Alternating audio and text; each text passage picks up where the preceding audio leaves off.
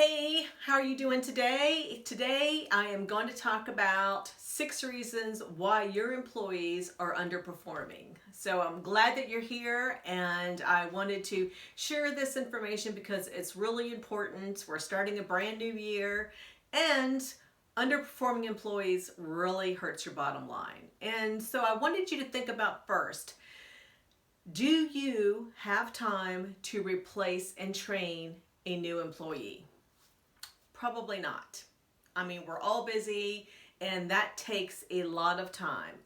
I also want you to think about the experience, the investment, the wisdom that your employee has, your current underperforming employee, and think about, do you really want to recoup all those costs? Probably not. So there are some reasons, that really are going to impact that employee. And that is what I want to talk to you about today. And also, when that underperforming employee, it continues, it becomes chronic, it is really financially impacting your business, your company. And I also want you to think about, when it's financially impacting you, think about the quality of work that is now impacted. Think about the speed of the work that is impacted, because obviously it's a lot slower. Also think about the client and your customer relationships that are hurting. Think about also the communication between the coworkers and even maybe yourself if you are, the boss obviously to that particular employee that is underperforming. There's a lot of impact and it's all negative.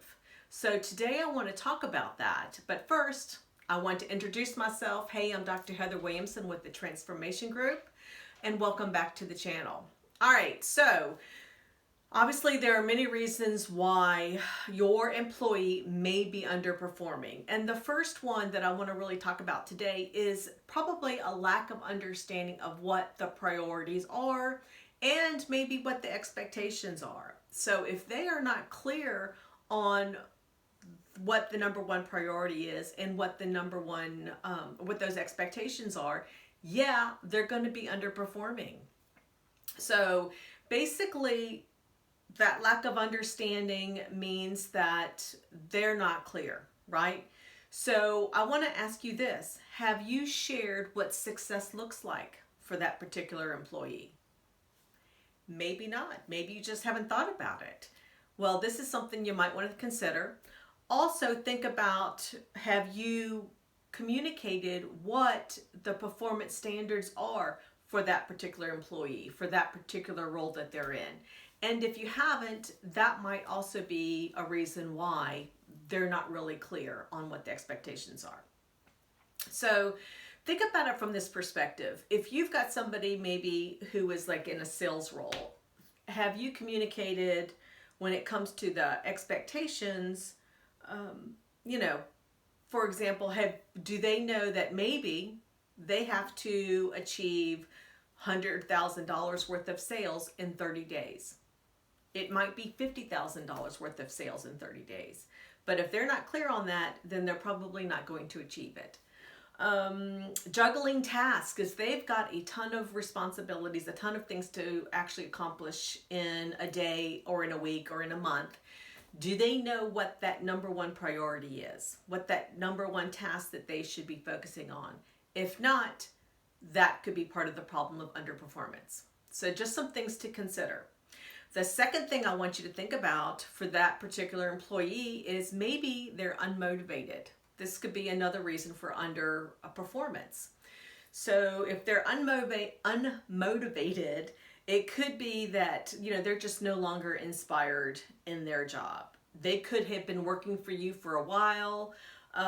Also, they are just, they don't enjoy the job anymore. It happens. So you got to figure out what needs to happen in order to re-inspire, re-motivate that employee.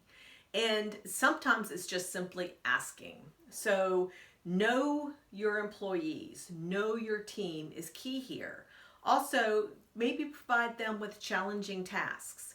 So ask them maybe, do they want to be within professional wise within 1 to 3 years? And this is where you can actually focus on helping them achieve those professional goals that they have. And this honestly will remotivate them because they will be challenged to learn new skills, learn new knowledge. So this is key here when it comes to underperforming employees and how to remotivate them. Now, the third thing that you can do is, or a third reason why your employees may be underperforming is because they lack resources. So when it comes to resources, it's not always money.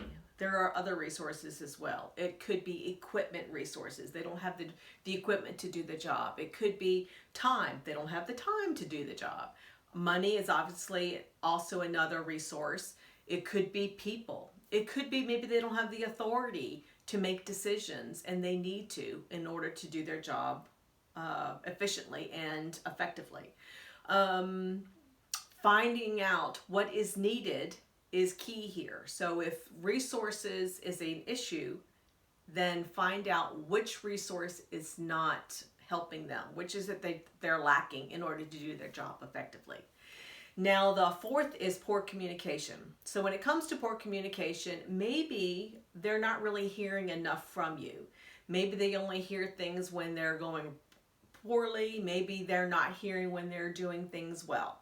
So here's an opportunity to praise and recognize your employees. Whether, people like to hear praise for a good job. They like to be recognized for a good job. And it doesn't always have to be in public because some people don't like that. They don't like public recognition. But finding out, this goes back to what motivates people, find out how they want to be recognized, how they want to be praised. Also, give feedback. Feedback is really key here. So if they're not doing well, then let them know they're not doing well. Let them know what they're not doing well, what specifically they're not doing well. And when it comes to this, it also needs to be consistent, not just once every 6 months or once, a month or even once a year. You need to actually be consistent on providing feedback. The fifth reason why your employees may be underperforming is because of time pressure. So when I mean time pressure, I'm really talking about, they may have an excessive workload that they're trying to figure out how to get it all accomplished. It could be the result of a new role that they're in, or it could be a change in workload. Maybe they've acquired some new tasks and responsibilities on top of what they already are responsible for. And when it comes to this, time pressure is going to happen.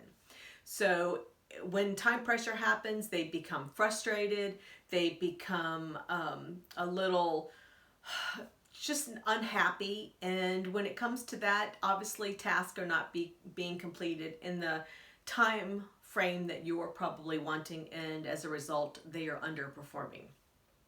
So this obviously, in the bottom line, it's totally impacting productivity. Their productivity, sometimes yours or another coworker's productivity, if their jobs are all interrelated. So this is key here. Also, the fifth reason why your employee may be underperforming is because they may have poor training or just never really received it. So there could be a lack of knowledge or skills in the role that they're in.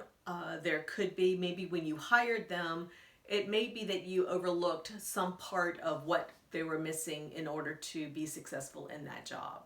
And this is common because a lot of times, you're thinking, all right, I can train for this. You've got the attitude, you've got the motivation, but then sometimes the training never happens. You just kind of get going in your own responsibilities, in your own higher level responsibilities, and that gets overlooked. So this is key when it comes to lack of poor training. This is probably why your employee is underperforming, because they just never actually received it. All right. So keep in mind that, your company cannot afford to have underperforming employees. That's a mouthful. Underperforming employees. So you cannot continue to have a blind eye and just ignore it. It has got to be addressed. And so you've got to figure out which one of these 6 reasons is really impacting your employee and causing them to underperform. So have a conversation. I talked about this in a video I just did a couple days ago, which was entitled 5 Steps to Improve Employee Performance. So check that out. I will put the link below, and so you can watch it and then you can address it. But I did want to do this video to share with you 6 reasons why your employee may be underperforming. So these are some things that need to be addressed, and then that other video will tell you and share with you how to address it. All right? So just to recap real quick, the 6 reasons why your employees are underperforming are: 1, lack of understanding of the priorities and expectations. 2 is that they're unmotivated. 3 is that they may lack resources to do their job effectively. 4th is poor communication, and 5th is time pressure. And then the last 6th reason is poor training. So hopefully this video actually shared some insight for you and helped provide you some strategies on moving forward on how to get your employee to better perform. Hopefully you found it useful, and if you did, please like the button below. Don't forget to subscribe, guys, so you can get more videos like this to help you in your leadership challenges. All right? So with that, I hope now that you go out and be that boss that your employees want to work for. All right? Bye, guys. Until next time.